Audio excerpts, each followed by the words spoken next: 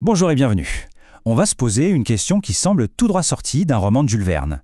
Comment fait-on pour savoir, avec une précision assez folle, ce qui se cache à des milliers de kilomètres sous nos pieds? On parle d'un monde qu'on n'a jamais vu, jamais touché, et pourtant, on a une carte.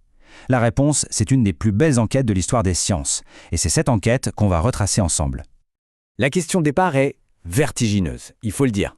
Le centre de la Terre, c'est à peu près 6400 km sous nos pieds. C'est une distance juste immense, un monde complètement inaccessible, avec des pressions, des températures qu'on peine à imaginer. Alors, comment on fait pour percer un secret aussi bien gardé? Pour qu'on se fasse une idée de l'échelle, le trou le plus profond que l'humanité ait jamais creusé, c'est à peine 12 km. 12 petits kilomètres. C'est une prouesse technique incroyable, bien sûr, mais ce n'est rien. C'est une minuscule égratignure, si on compare ça aux 6400 km du rayon de la Terre. C'est comme essayer de comprendre une pomme en piquant juste la surface de la peau. Donc, l'exploration directe, on oublie tout de suite. Bon, puisque le voyage est impossible, il a fallu changer de méthode, devenir des sortes de détectives. Et la bonne nouvelle, c'est que la Terre, elle n'est pas si douée pour garder ses secrets, elle nous laisse des indices partout. Et le tout premier, c'est une simple histoire de poids. Et là, c'est super intéressant, parce qu'on tombe sur un paradoxe. Quand on prend les roches qu'on a sous la main, à la surface, du granit, du basalte, on mesure leur densité et on obtient en moyenne 2,7 grammes par centimètre cube. Ok. Sauf que, par d'autres calculs, on connaît la masse totale de la Terre et son volume. Et là, surprise, la densité moyenne de la planète, c'est plus de 5,5, c'est presque le double. La conclusion, elle est inévitable. Si la surface est légère et que la moyenne globale est lourde, ça veut dire une seule chose, il y a forcément, quelque part en profondeur, des matériaux qui sont beaucoup plus denses. La Terre n'est pas une boule de roche uniforme, ça c'est notre premier indice majeur. Mais pour vraiment voir à l'intérieur, il nous fallait un outil bien plus puissant. Et cet outil, c'est un peu ironique, nous est fourni par l'un des phénomènes naturels les plus destructeurs qui existent, les tremblements de terre. L'idée, elle est géniale. Chaque séisme, c'est une explosion d'énergie colossale qui se propage dans toutes les directions à travers la planète. Ça crée des ondes. Et en étudiant comment ces ondes voyagent, si elles accélèrent, si elles ralentissent, si elles sont déviées, les scientifiques peuvent littéralement faire une échographie de la Terre. C'est comme si on cartographiait une pièce plongée dans le noir complet, juste en écoutant les échos. Forcément, pour lire cette échographie, il fallait d'abord apprendre à parler sa langue. Et les scientifiques se sont vite aperçus qu'il n'y avait pas un seul type d'onde, mais plusieurs, et que deux d'entre elles en particulier détenaient la clé de tout le mystère. D'abord, on a les ondes P. P pour primaire. Pourquoi? Parce que ce sont les plus rapides. Elles arrivent en premier au sismographe. C'est une onde de compression, un peu comme un ressort qu'on pousse. Mais le point crucial, c'est que ces ondes P, ce sont de vrais passe-partout. Elles traversent tout, les roches solides comme l'eau liquide.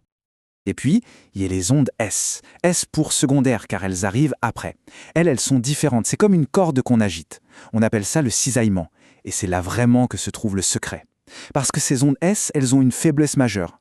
Elles sont incapables de se propager dans un liquide. Un liquide, ça ne peut pas cisailler.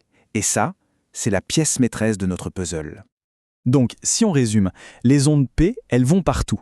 Les ondes S, elles, sont stoppées net par les liquides. La question devient alors, que se passe-t-il quand un séisme a lieu à un bout du monde et qu'on écoute ce qui arrive de l'autre côté? C'est là que la magie opère. Les sismologues ont remarqué un truc absolument stupéfiant.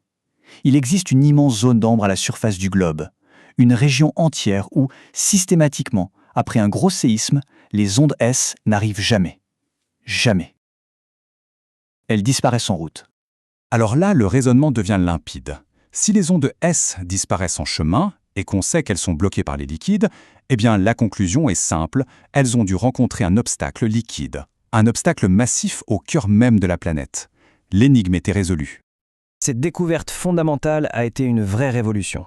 À partir de là, en analysant hyper précisément les temps de trajet de toutes les ondes, leurs réflexions, leurs déviations, les scientifiques ont pu commencer à dessiner une carte incroyablement détaillée de notre monde intérieur.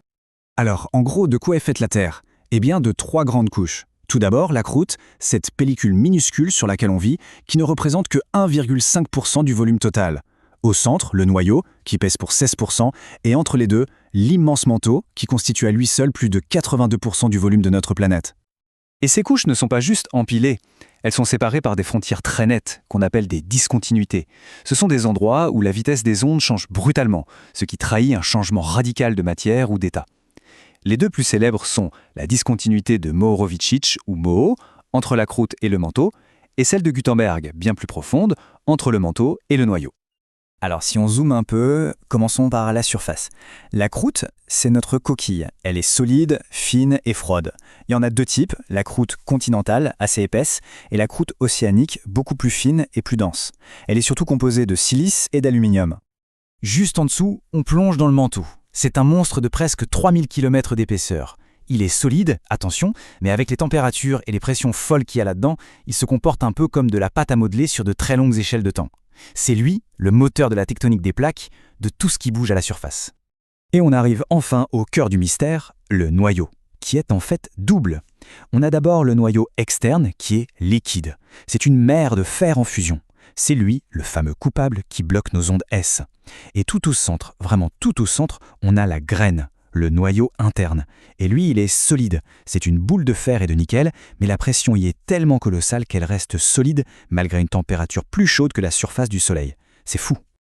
Au final, la prochaine fois qu'on entend parler d'un volcan, d'un séisme, ou même du champ magnétique terrestre qui nous protège des vents solaires, il faudra se souvenir que tout ça, absolument tout, est dicté par cette architecture interne. Une structure invisible, complexe et qu'on a réussi à découvrir non pas en allant voir, mais en apprenant à écouter les murmures les plus profonds de notre propre planète.